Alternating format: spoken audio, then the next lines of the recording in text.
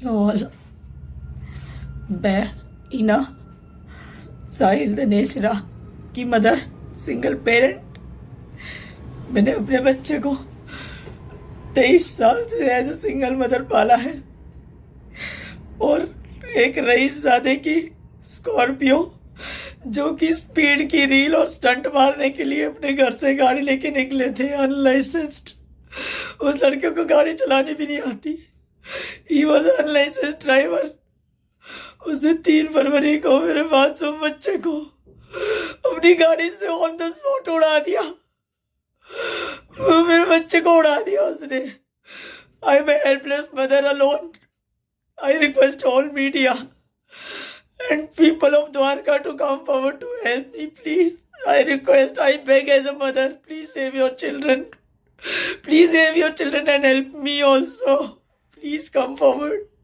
आज एक माँ अपने बेटे को न्याय दिलाने के लिए गुहार लगा रही है। 23 साल का बेटा साहिल।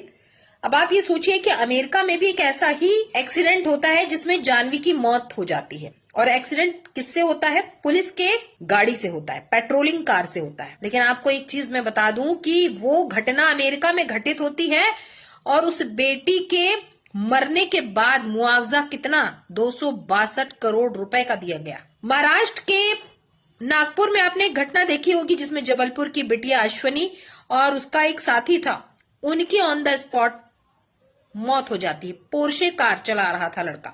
लेकिन आपको पता है कि ट्रैफिक डिपार्टमेंट और पुलिस क्या पनिशमेंट देती है? 300 शब्द का ऐसे लिखो। सोचने वाली बात है, ये हमारे भारत देश में ही होता है और कहीं नहीं। कानपुर में भी आपने देखा किस प्रकार से वो शिवम मिश्रा गाड़ी चलाते हुए वारदात को अंजाम देता है। ये अलग बात है किसी की जान नहीं गई।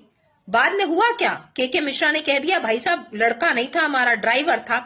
कुल मिलाकर कहा जाए कि घटना घटित जो करता है वो साफ साफ बच जाता है। पुलिस ने भी यहां पर 20,000 रुपए लेकर छोड़ दिया। आपको क्या लगता है जिसका बेटा गया, जिसकी बेटी गई, उसकी जिंदगी सोचिए नर्क बना दिया आपने। और सोचने वाली बात है, सरकार जो कहती है कि भैया ट्रैफिक नियमों का पालन करो, हेलमेट लगाओ, सीट बेल्ट लगाओ, सारे नियम कायदे कानून सिर्फ आम इंसान के लिए, खास के लिए बिल्कुल नहीं है। और हमारे यहाँ कानून भी आम के लिए अलग और खास के लिए अलग। 300 शब्द, किसी लड़की की जान चली गई, किसी लड़के की जान चली गई, 300 शब्द। और यहाँ एक माँ फरियाद कर रही है सोशल मीडिया पर। सोचने वाली बात है। सोचिए कितनी तेज टक्कर होगी वो कि उस बच्चे के बाइक के 3 टुकड़े हो जाते हैं और जो जैकेट पहना हुआ था परखच्चे उड़ गए उसके। माँ जब घटना के बारे में बताती है तो गला भर आता है, आंखें भर आती हैं। और सोचने वाली बात यह है कि लोग ये कहते हैं कि आपका बेटा शायद रॉन्ग साइड से आ रहा था। वहां पर इतने सारे सीसीटीवी लगे हुए हैं। सरकार क्या कर रही है? मेरा तो यूपी गवर्नमेंट से, एमपी गवर्नमेंट से और रेखा गुप्ता मैडम से भी ये दरख्वास्त रहेगी कि कम से कम ऐसे रईसजादों को लगाम लगाइए जो रील बनाते हैं अपनी गर्लफ्रेंड के साथ, और चाहे पोर्शे में चल रहे हैं, चाहे स्कॉर्पियो में चल रहे हैं, ऐसे बच्चों पर भी लगाम लगाइए। और जो कंपनी ऐसे रील बनाने वाले सो कॉल्ड रिलेटिव को कहीं ना कहीं भाव देती है, उनके ऊपर भी कार्रवाई करें। मतलब कार की कंपनी हो या चाहे हुआ था मैम। और इस हादसे के बाद अब तक क्या क्या हुआ? देखिए अभी तक ज्यादा कुछ हुआ नहीं है क्योंकि पोस्टमार्टम रिपोर्ट कल ही मिली है और ज्यादातर पुलिस फोर्स जो है वो एआई सबमिट में वहाँ पे बिजी है। लेकिन ये कोई एक्सक्यूज नहीं है। अगर वहाँ पे बिजी है तो इसका मतलब ये नहीं है कि सिस्टम में उथल पुथल हो जाएगी, यहाँ पे कुछ भी होता रहेगा। This is not done. 3 फरवरी को क्या हुआ था, आपको कैसे पता चला? मेरे को कॉल आई थी पुलिस वालों की। मेरे बेटे का जो मोबाइल नंबर रजिस्टर्ड था बाइक का, उन्होंने वो पूछा कि ये किसका है। तो मैंने बोला कि आप बात बताइए क्या हुआ है।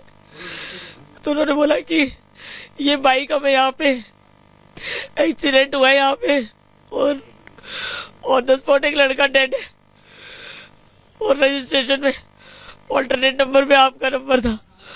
तो मुझे कॉल आई 1:19 फिर मैं भागी हुई यहाँ से गाड़ी लेके। फिर वहां जाकर अपने बच्चे को देख, मेरा बच्चा रोड पे गंदे तरीके से पड़ा था, बहुत गंदे तरीके से पड़ा था मेरा बच्चा। उसके बाद वहां से उसको मेरे चिल्लाने के बाद इंदिरा गांधी में ले गए, उसको ले जाने से पहले ही उसका पैकेट में मुंह बंद कर दिया था। अस्पताल भी गई थी। मैं अस्पताल गई, मैंने वहां पे 4 घंटे बॉडी मांगी, ये लोग अपनी पर्चियां बनाते रहे।